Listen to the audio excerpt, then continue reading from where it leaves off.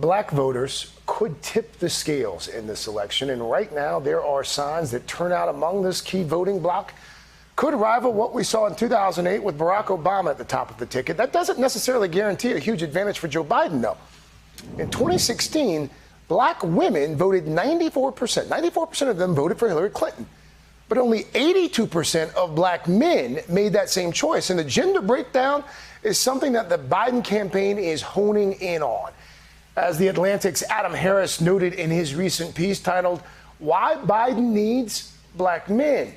Adam Harris is a staff writer for The Atlantic. He joins me now. And Adam, you took a really close look at what the Biden campaign is trying to do to reach black men, including having Kamala Harris appear at barbershops and virtual conversations with prominent black leaders like Magic Johnson. Walk us through the strategy that the campaign's employing.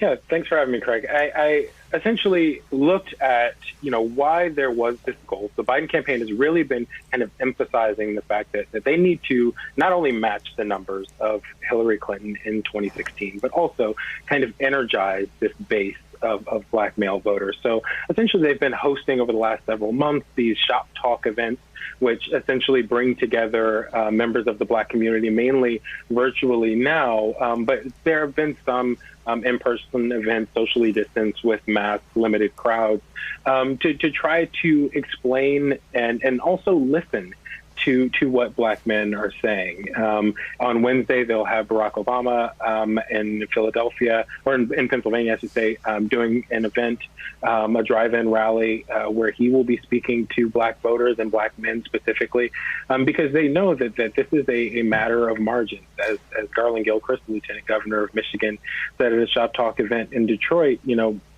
Trump won the state by 10,704 votes. And he said, I challenge you that there are 11,000 black men in Michigan that can help turn the tide on them.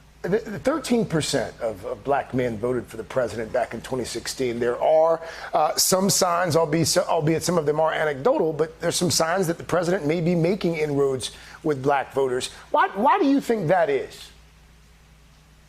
So across demographics, you will see that men tend to be more conservative than women. And poll after poll show that in white men and Latino voters and black voters. It's just kind of across demographics that men tend to be more conservative than women. And so when you look at this gulf among black Americans, one of the reasons why it's so striking is because you have such an outsized proportion of black women voting for the Democratic candidate. And so just considering the kind of what the Biden campaign has been trying to emphasize. They've been trying to emphasize the economics of the situation. I mean, they've really, when I was speaking with Representative Cedric Richmond, one of the Biden campaign co-chairs, one of the things that he was saying was that, black men are worried about the economy. They're worried about jobs. They're worried about education. They're worried about how they're going to take care of their families. And essentially, the argument is that they know, and black men know, what the Trump administration has done over the last 4 years. The unemployment rate is above where it was in January 2017. 41% of black businesses have closed as a result of the pandemic.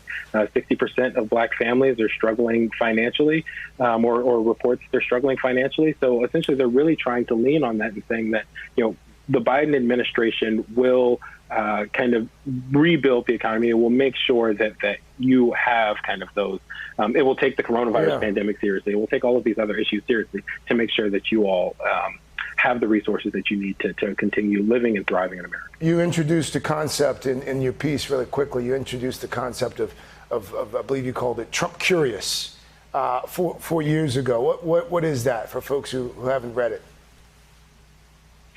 So Trump curiosity is essentially this idea that, as a successful businessman, President Trump knows what it takes. He kind of knows what it takes to make it in America. And he could essentially convert those into policies on the back end.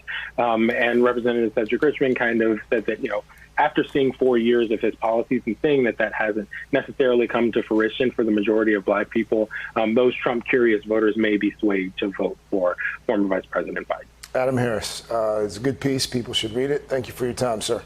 Hey there, I'm Chris Hayes from MSNBC. Thanks for watching MSNBC on YouTube. If you want to keep up to date with the videos we're putting out, you can click subscribe just below me or click over on this list to see lots of other great videos.